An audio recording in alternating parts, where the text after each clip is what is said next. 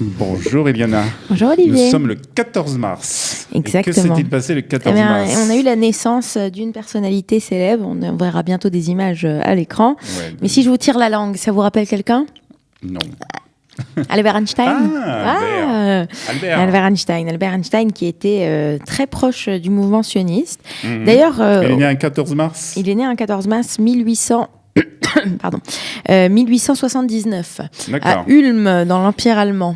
Mais ce qui est important de dire, c'est que pendant longtemps, on a demandé, il y a eu un bon moment où on a demandé à Albert Einstein d'être le président de l'État d'Israël. Et parce qu'il était vraiment très proche du mouvement sioniste. Oui. Alors l'histoire raconte qu'il avait dit, vous savez... Je voudrais, mais je suis pas très bon pour ça. Et que aux personnes à qui il avait dit ça, quelques semaines plus tard, ils se sont retrouvés à un banquet, une espèce de grande soirée. Tout le monde était en smoking, etc. Et à ce moment-là, on s'est rendu compte que Einstein était en smoking, mais sans chaussettes dans ses chaussures. Et à ce moment-là, on s'est dit oui, c'est peut-être une bonne idée qu'il se concentre sur sa physique quantique et qu'il ne devienne pas. Il y en a qui sont sans chaussures aussi, vous savez. Oui, voilà, des sans chaussures. Alors, Albert Einstein, il est né dans une famille juive à Ulm. Son père, ses parents, c'est le premier enfant de sa famille. Ses parents ne sont pas des juifs pratiquants. Ce sont des juifs allemands de cette époque, très assimilés. Pourtant, il y a quelqu'un qui va lui apprendre quelques éléments du judaïsme et vers 11 ans, il y a une phase très religieuse dans laquelle il ne va pas manger de porc, il va composer des chants religieux qu'il va chanter sur le chemin de l'école, voilà. Et il n'a pas fait sa bar mitzvah pour autant et n'apprend pas l'hébreu. C'est un peu plus tard, c'est à l'âge de 5 ans qu'il est intéressé vers la science, cette science qui va l'accompagner toute sa vie. Et c'est ainsi que il va bien faire une scolarité. Alors, il faut savoir que il était un petit peu, il avait des difficultés un peu cancre à l'école, il avait des difficultés à être dans une classe ou avec un professeur, etc. C'était un peu compliqué pour lui. Il devait être hyperactif. Quelque chose, voilà. Il n'avait pas de Ritalin à cette époque, c'est ça ce que vous voulez dire. Et puis, à 16 ans, il va intégrer l'école polytechnique de Zurich, qui est une école à laquelle on peut accéder parce qu'on n'a pas le bac, il va rater son examen d'entrée. Enfin bon, il va vraiment, pendant longtemps, évoluer dans des milieux qui ne sont pas les milieux habituels pour les génies. Il va approfondir beaucoup de ses connaissances en tant qu'autodidacte et c'est ainsi qu'il va rapidement commencer à travailler sur sa célèbre théorie de la relativité. Alors, pour la petite histoire, je ne sais pas si vous connaissez cet épisode, mais il va être en 1902. Il va être embauché à l'office des brevets de Berne. Donc il fait un travail très très très, j'ai envie de dire mécanique, sans intérêt. Et donc grâce à ça, d'abord il gagne de l'argent, mais à part ça, au bureau, il a le temps dans ses heures creuses du bureau, parce qu'on a tous des heures creuses au bureau. Bien sûr. J'espère qu'on ne m'écoute pas ici de la direction de Calita. Il va censurer. Il va permettre ça va lui permettre en fait de continuer ses travaux. Et c'est ainsi qu'il va continuer à s'intéresser à tout ce qui touche à la relativité restreinte, l'hypothèse des quantas, de lumière, la théorie du mouvement brownien. Ne me demandez pas, voilà, ce que ça veut dire, je n'en sais pas. Et il va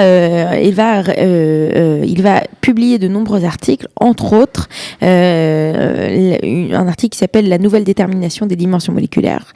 Et c'est grâce à ça qu'il va avoir son doctorat le 15 janvier 1906. C'est un peu plus tard, en 1909, qu'il va commencer à être reconnu. Il va aller enseigner à l'université de Berlin, à l'université de Genève et ainsi de suite. Il va faire partie de l'Académie royale des sciences et des lettres de Berlin. Et entre-temps, dans sa vie personnelle, il sera marié, il aura 2 enfants, il va divorcer. Il va un peu plus tard épouser sa cousine Elsa Einstein. Et au moment de la Première Guerre mondiale, il va être pacifiste, il est contre cette guerre et c'est ainsi qu'il va fuir. Il va s'engager, il y aura une période. Il va s'engager ou pas? Non, pas du tout. Il est pacifiste, il aura un moment de sa vie où on va lui retirer tout simplement son identité, il va être apatride, on va lui retirer sa citoyenneté allemande et puis en particulier dans les années 20, puisque étant donné qu'il est non seulement juif et en plus qu'il est pacifique, ça ne va pas avec la montée du nazisme à la même époque. Et c'est ainsi que il va quitter l'Allemagne et il va s'installer aux États-Unis, où à Princeton, on l'invite à venir y travailler. Donc c'est là qu'il va à l'université de Princeton, exactement. Alors ce qui est important pour nous, entre guillemets, je ne sais pas si on a vu les images. Non, on n'a pas vu d'images. Voilà. Alors, est en train de régler d'autres problèmes. Oui, voilà, il pleut ce matin, donc la vie israélienne s'arrête. Ça a été un farouche défenseur, du sionisme. Il a tout de suite compris l'importance de donner aux Juifs, de permettre aux Juifs de revenir à Sion. Il va être donc très proche de comment s'appelle-t-il, de Chaim Weizmann, on le verra dans les images. Voilà, donc ça c'est le célèbre Einstein. La fameuse langue. Voilà, 6 moins 3 égale 6. Voilà. Voilà. Donc ça c'est une photo importante. On voit Einstein au centre de la photo.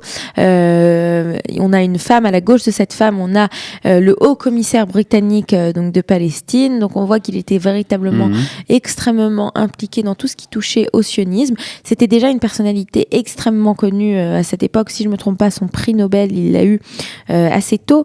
Et donc il a eu son prix Nobel de physique en 1921. Donc il était c'était la grande star de l'époque. Et il était jeune, puisqu'il est né en 1879, donc en 21, il n'avait qu'une trentaine d'années. Ouais.